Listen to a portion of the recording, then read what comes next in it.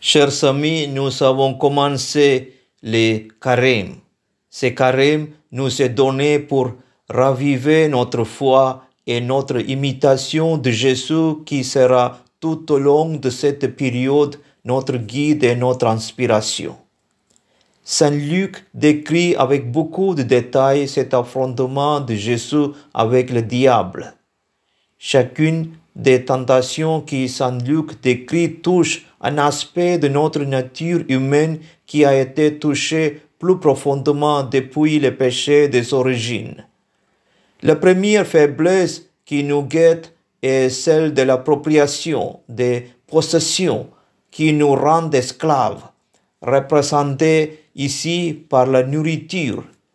Jésus refuse d'entrer dans cette voie et il oppose une fin de non-recevoir au tentateur.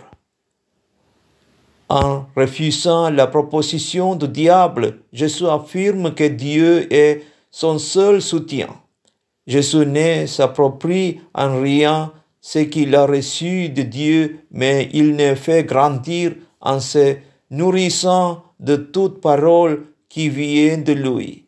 Il est écrit, répond-il à Satan, l'homme ne vit pas seulement de pain.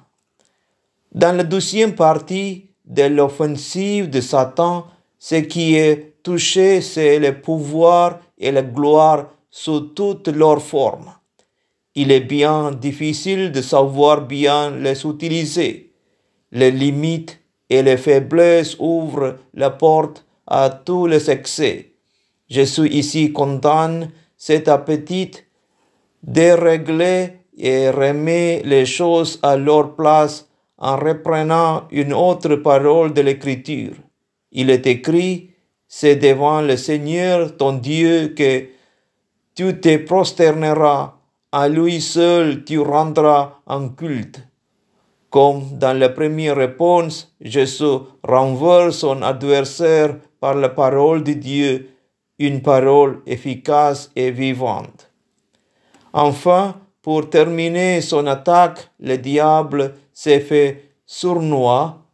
Il ne propose plus à Jésus des choses extérieures comme la gloire ou les richesses, mais il mise sur la personne même de Jésus.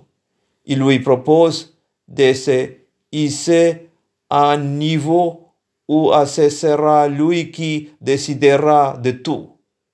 C'est de bonne guerre avec tous les êtres humains, car comme Adam et Ève, ils veulent souvent prendre la place de Dieu. Et pourtant, toutes les créatures viennent de Dieu. Sans lui, elles ne sont rien. Jésus le sait bien.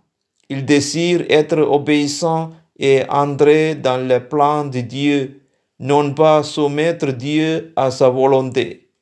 C'est pourquoi il répond à Satan avec une autre phrase de Sainte Écriture. Il est dit, tu ne mettras pas à l'épreuve le Seigneur ton Dieu.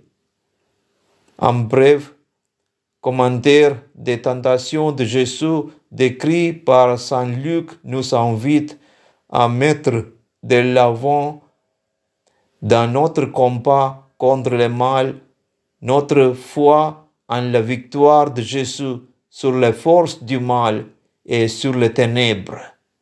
Adam et Ève ont succombé à la tentation. Jésus, lui, triomphe de Satan. Le triomphe raconté ici n'est pas cependant totalement consommé. Le diable s'éloigna de Jésus jusqu'au moment fixé. Toute la suite de la vie de Jésus jusqu'au calvaire sera un combat continuel contre Satan. Un autre carême est commencé. Chers amis, demandons au Seigneur de nous accompagner sur le chemin de conversion et de pénitence qui nous est offert cette année. Gloire au Père et au Fils et au Saint-Esprit, comme il était au commencement, maintenant et toujours, pour les siècles des siècles. Amen.